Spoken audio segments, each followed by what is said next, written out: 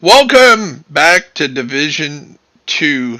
What's happening? It's Bear Essentials with Bear Buyers, and this is actually the second time I'm going to do this video because I had the wrong headphones on, so didn't record any of the voiceover. So we're going to try this again, a little different, maybe have it a little bit more perfected. So let's cut to the allotted loot. We'll start here in DC. In the DZ West, we have Wivengreer. Down south, we have True Patriot. And out in the east is Sokolov's Concern. In the regular part of DC, we have West End, Seska, Veropa. Federal Emergency Bunker. It's invaded and it is Hunter's Fury, so really worth the grind there today. Definitely at least want to do that the one time, if not a bunch of times. Foggy Bottom, Tip of the Spear. Potomac Event Center, it's also invaded. Badger Tuff. Roosevelt Island, which is the invaded stronghold for the week, is also the legendary for the week, is Gear System Mods. Lincoln Memorial, Holsters. Be a great place to grind if you want to try to get any of the holster exotics. That might be a place to grind today. West Potomac Park, Strikers Battle Gear. Tidal Basin is always a stronghold. That's Douglas and Harding. Constitutional Hall, Overlord Armaments. DCD Headquarters, Invaded Mission, Providence Defense. And again, another one, almost a must-do today. Downtown West, Finish Gear, and in the bank headquarters, Golan Gear. Around the White House is Aces and Eights. Over in downtown East is Marksmanship Rifles. Grand Washington Hotel is Murakami Industries. District Union is Hanna U Corp. Federal Triangle is Walker Harrison Co. Jefferson Trade Center, another great place to grind today. You can do this fairly fast, and it's got backpacks. So the Memento backpack, which is very, very popular, you can get from this. It is in the allotted loot, so you can obtain it from running through here.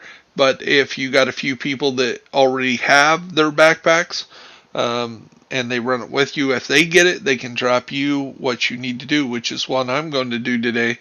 Try to drop some people some exotics. We've given up 122 exotics in the last 4 or 5 months to people.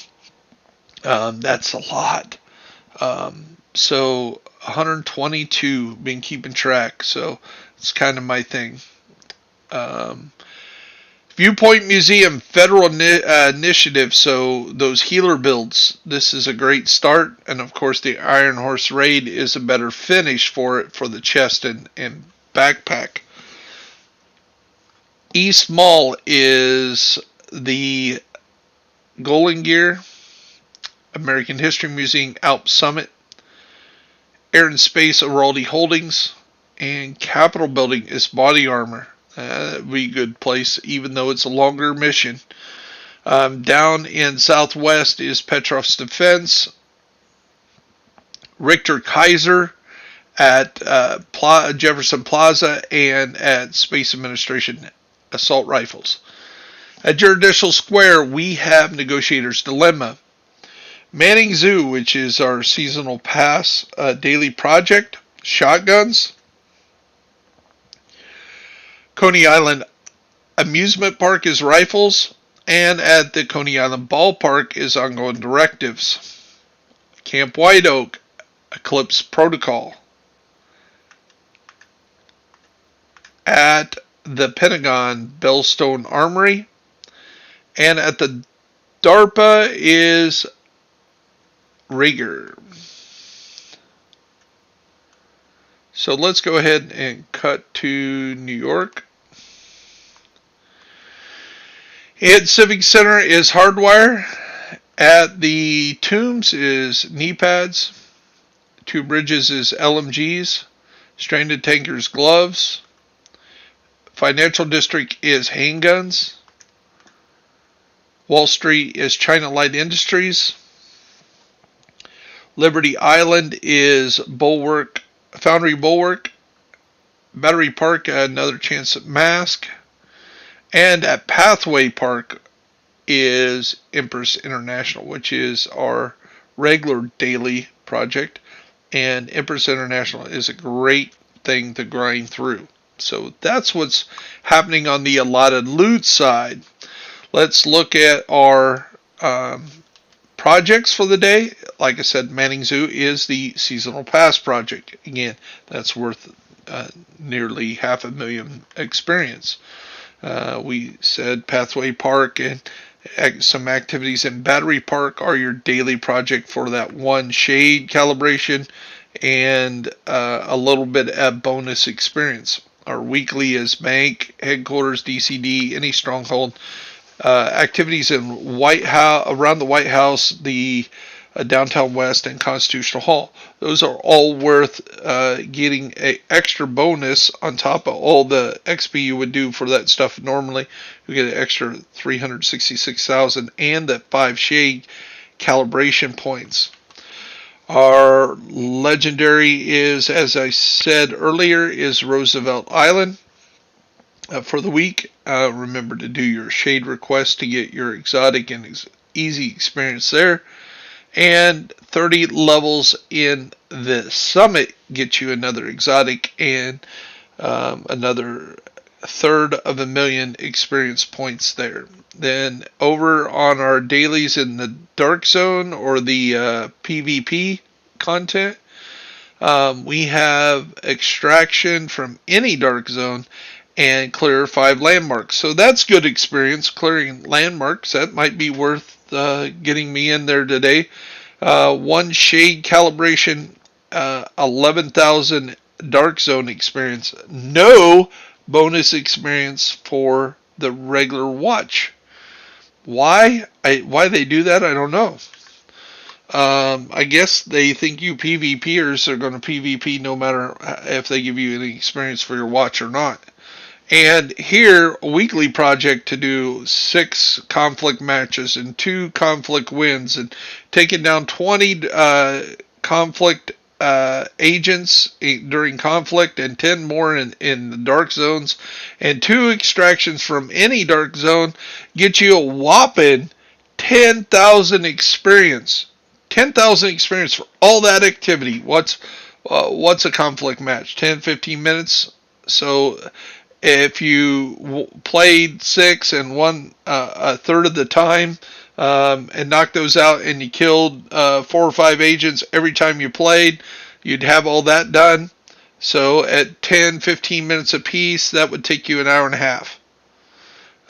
Then you'd have to go to the dark zone, do enough extractions, kill 10 agents. Say you're really, really good and you ran into a bunch of dopes that you could kill real quick. Say that took another half hour. So 2 hours of play to get 10,000 experience. Or while you're doing that, I could be out here in my map doing my invadeds, and there's 500,000 points, and there's 500,000 points, and maybe there's 500,000 points. I could crank out 1.5 million while you're cranking out 10,000. How fair is that, Massive? I'm not the PvP guy. You know, I'm not scared of the dark zone, and I'm not really, you know, I can play conflict. Am I good at it, or do I practice it? Do I build for it? No, because that's why. I'd rather have 1.5 million on my watch and get stuff done than play around with a bunch of toxic people that's going to, you know, gloat over my body because they're, you know, using the most toxic build that they know can do it because they play it every day. And kudos to them. That's what they do. Enjoy it. But What I am is I'm defending those guys because they need more experience for what they do. When they're in there playing and taking that much time, massive, come on, give them some experience. Please.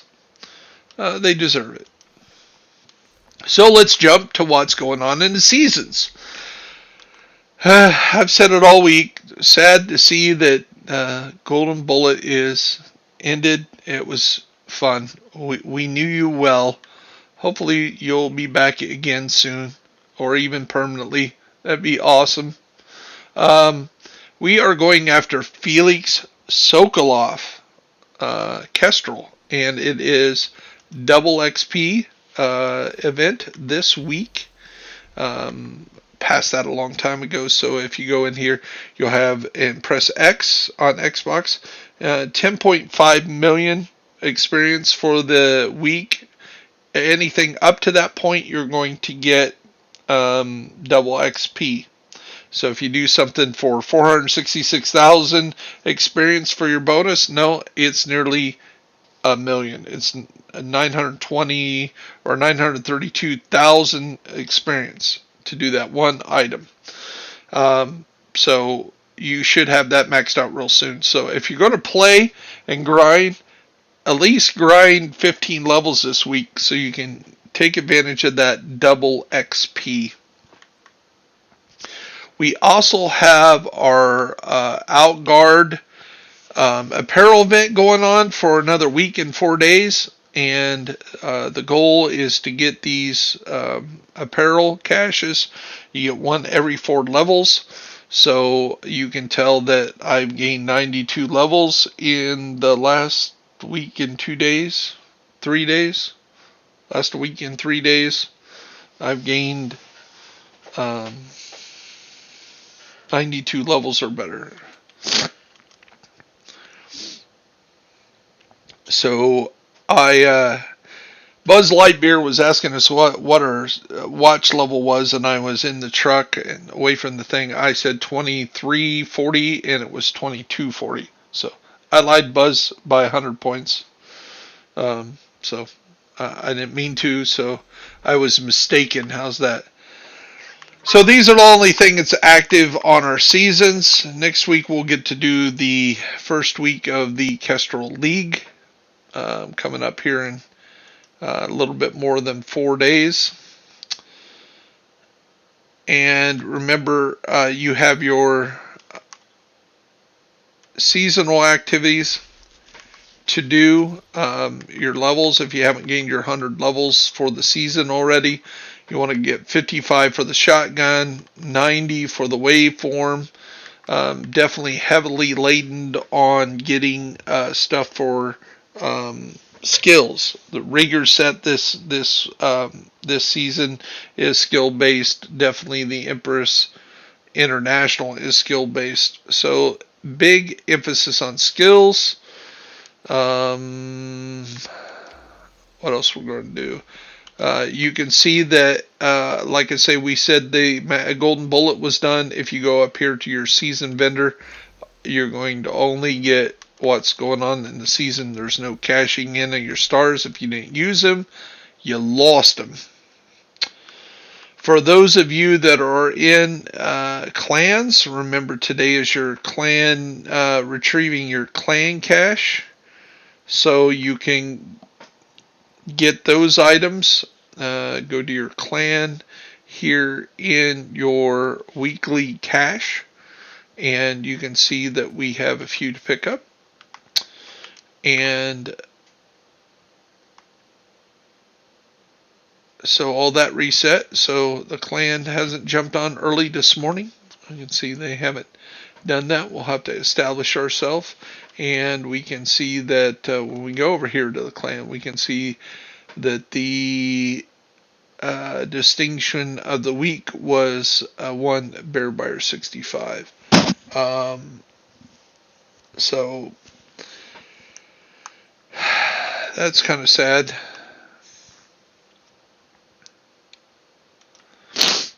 Anyway, that's what's happening in Division 2. There's a lot of little side projects you can do.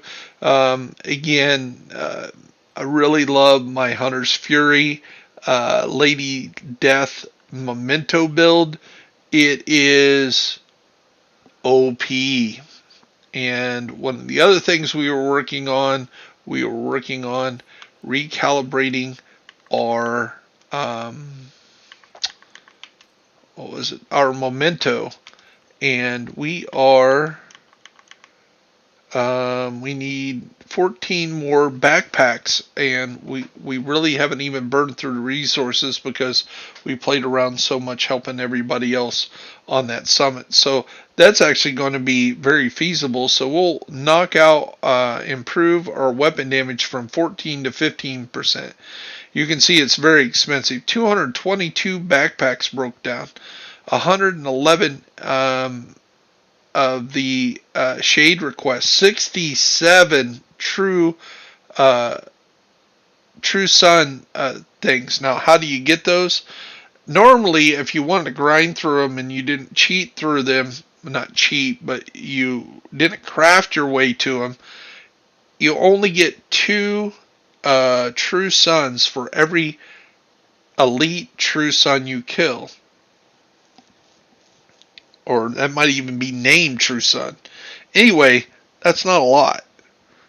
So unless you're running legendary True Suns or something like that, which legendary is, you're probably not going to get that very easy. And then to get your 44 shade items, calibration points. Remember, you got 5 from doing the weekly this week, 1 from doing the daily. So that would take you, if you did your daily on the dark zone and the regular zone, that's 2 points a day. So that would take you 22 days to get enough of this just doing dailies. Now, a little quicker because you got, 10 points for a weekly. So, say it would take you like 12 days, right? No, 16 days. 16 days, something like that. Yeah, it could take you up to 2 weeks just to get enough of those points to master it. Now, again, you can, because I have multiple characters and you gain 1 level, you actually gain 4 points of, when you're over 1,000 points on your shade level, I'll talk about this again, and you gain a level, you get a scavenging level, because all these other ones are maxed out. Okay, after 1,000 levels, every level you get this, and you get just a smidget more health. So that guy that has over 10,000 watt score, his health is got to be like 400 and something. As you can see, my health is up to 334.2. Well, that really helps with this build, because when my Hunter's Fury, health on kill, you get 100%. So 334k of my damage I can take even after I've lost all my armor. So add that together, that's 1.2 million damage that I can take before they kill me. And so if I can kill somebody before they can do that 1.2 armor, I'm going to at least get my health back, which is another 300,000, which now they got to do 1.5. Plus I'm getting 20% armor and from on kill, and I'm getting armor on kill from my specialty weapon. Let's see, let's go over here and show you that. So definitely worth checking out. I got a video on this as well. So on the Gunter, it is killing enemies grants 10% armor. So that should say 10% armor on kill. Make it a lot more easier, wouldn't it? So add those together. That's 30% armor on kill. And if you could invest more on armor on kill and not as much damage, you could actually like change and get more armor on kill on this. So you could actually get to where you kill somebody, you're back to full armor. And we might experiment around with something like that just to see how crazy that would be. But we really want to do as much damage as we can with our... And I was playing around with shotgun on the thing. Really love the capacitor, but it is this Lady Death that we are just chattering away with. We got up to 923,000 a crit. It was probably during crit, but 923,000 shot, one bullet out of the Lady Death, and she's cranking out over 900 bullets, RPMs, times just shy of 1,000,000.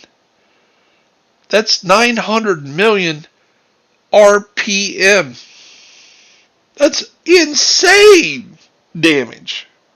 Now, granted, there's a lot of reloading there since there's only 32 in the mag. But say you're doing 600,000 damage at 32 bullets.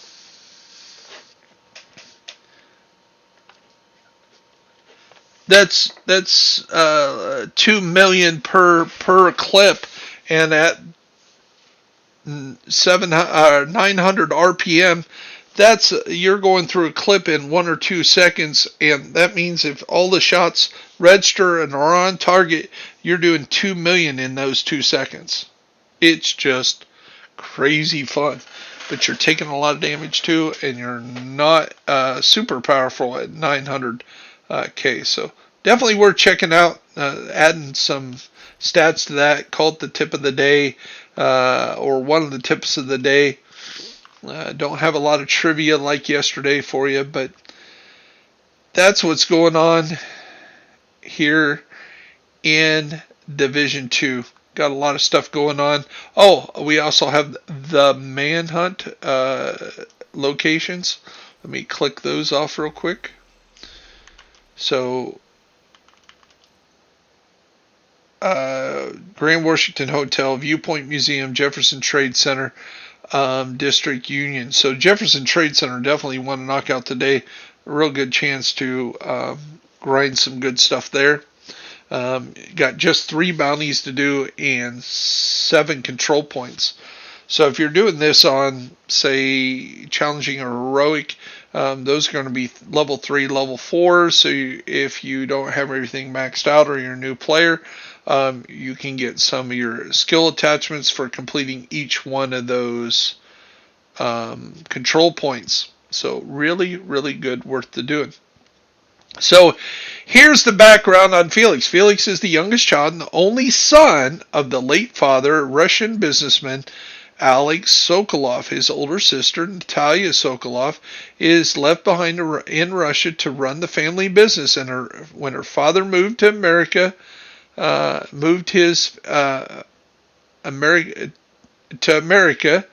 Sokolov's father forced him to enlist with the Navy. While deployed, his mother was convicted of murdering his father, and when his tour was over, he studied medicine at Johns Hopkins University before being recruited by Black Tusk. So the man's a doctor, general physician, and a certified badass. So if you go in real life, he's most likely, with all that, if he was a true operator in the Navy, he's most likely SEAL trained, or maybe even went to BUDS. And a lot of the operators that are SEALs in real life, they get involved in companies and they develop, when I was in combat here, it would really help if I had a weapon that did this, or I had equipment that did this, or I had a radio that did this. And then they come up with the ideas. They may even make a prototype, and then Sokolov will say, "Hey, we'll pay you the patent on that." And so it's a love relationship. So the special operators get the best of the best from the company. The company get the great ideas from the people that really know how to use this in combat. And it's a great idea. And that's why you see this Black Tusk in real life in a Tom Clancy true novel would be very close to real life, if not real life. And that is all the dynamics that make up this game. So it is not unheard of that we see Ellis involved with Black Tusk and these agencies and being associated with Douglas and Harding and the Last Man Battalion. If you don't believe me, check out Grand Washington Hotel the next time you run it before you get on the elevator in the second room in the big ballroom before you go upstairs. Stop, look to your right. There's a big poster that talks about a briefing that happened, a convention that happened in the Grand Washington Hotel days before the pandemic that started the whole craziness of Division 2, and the guest speaker is Speaker of the House Ellis, General Bliss, that become the last head of the Last Man Battalion, and one of the founders of Douglas and Harding. So it's right up there on the wall, people, right in front of our eyes. There's these clues of what's going on and the story behind the game. And again, it is the reason why I play this game and love this game, the Tom Clancy era of everything. So I know I've ran real long. Again, I will put the time frames in there today. So awesome job. Went through it, explained a little bit more of that Hunter's Fury. Maybe check out that video. Maybe you experiment around with that build. I really love it. It's just so much fun. So you're going to see a lot of the gameplay. You're going to see a lot of my summit where I'm playing that build. I do change it up to get a certain skill kill or a certain challenge done. I'll switch some of the stuff up to do that. And I think I even went back to the lullaby to get like melee deaths and stuff like that. So I am Bear Byers. This is Bear Essentials. I hope you have a blessed day and a happy new year. Remember tonight, if you're going to go out and drink, if you're going to be outside your house, which maybe this is not the year to do that, celebrate at home with the people that live in your house. Celebrate online, but stay safe. And if you are going to go out and drink and celebrate, have somebody as a designated driver that isn't drinking. I want to see you in 2021 all alive and well. We've lost too many people in 2020 from, I've lost classmates from cancer. I've lost my godfather and a cousin to COVID. And I'd like to see all of you alive and well and pursuing. If you're not playing Division 2, if you're playing other games, or you just not playing video games, you're out there doing real life, I want success for all of you. Yes, even you, EK1 Gaming. And it is a new year. It's time to start new. And one of the new products we got coming out on my channel is Tell 'em Bear sent you. And we're going to emphasize you guys helping each other out. So what I do ask, if you're a YouTuber and you make videos, 1, 2 videos, or 100,000 videos, you got 1 million subscribers, you could jump on this this channel, and we ask that the people that participate make their views or who they subscribe to public. That's real easy, a click of your options in YouTube. And that way you can know that, hey, this person's really, subscribing to me back. And you subscribe them, they subscribe you, they all support each you. What if each gamer subscribed to every other gamer out there that makes YouTube videos? We'd all be monetized, right? Well, we'd all have enough people to be monetized. Getting the people to watch your content would be up to how good your content is.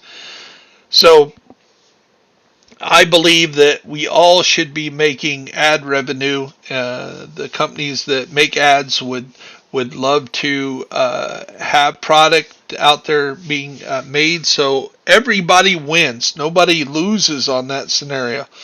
So the Tell 'em Bear sent you would get people to subscribe to each other, to help out each other, to support the community and people like them. And that's what we're going to do going forward in 2021. So you have a blessed day. Have a great New Year's. We'll see you next time on what's happening in a year from now, 2021. Yes, just tomorrow. You have a great